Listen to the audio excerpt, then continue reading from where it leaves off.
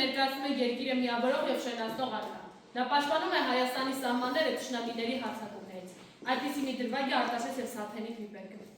Հյուսիսից ալանները պաշարվում էին Հայաստանում։ Արտաշես արքան հաղթում է նրանց, գերի վերցնելով նաև ալանների արքայորդին։ Այդ ժամանակ ալանների արքայադուստը Սաթենիկը կուր գետի հանդիպակաց ափից դիմում է Արտաշեսին, խնդրելով ազատել իր եղբորը։ Քեզ եմ ասում, քաջ տղամարդ Արտաշես, որ հաղթեցիր ալանների քաջ ազգին և համաձայնվիր ալանների գեղեցիկ դստեր իմ խոսքին։ Քանզի վայել չէ, որ քենի համար դյութազումները, այդ դյութազումների ժառանգների կյանքը վերացնել և երկու քաջ ազգերի միջև հավետենական թշնամություն հաստատել։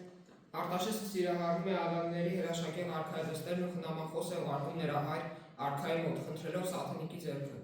Ալանների արքան սակայն մերժում է, նշելով, որ Արտաշեսը վիճակի չի լինի վճարել այն մեծ գլխագինը,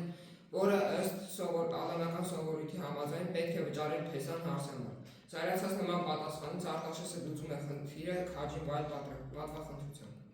Հեծավ արի արքա Արտաշեսը գեղեցիկ սևձին և հանելով ոսկեով շքափող պարանը և անցնելով գետ իբրև սրաթև արծիվ և նետելով ոսկեով շքափող պարանը գցեց մեջն ալանան ծորյորդին և շատ ցավեցեց փափուկ օրորդի մեջքը, արագացնելով բանականիր։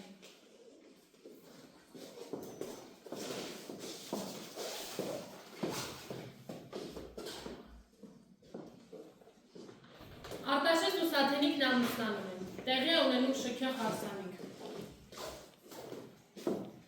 Ոսկե անձրև էր տեղում Արտաշեսի փեսայության ժամանակ, Մարգարիտ էր տեղում Սաթենիկի հարստության ժամանակ։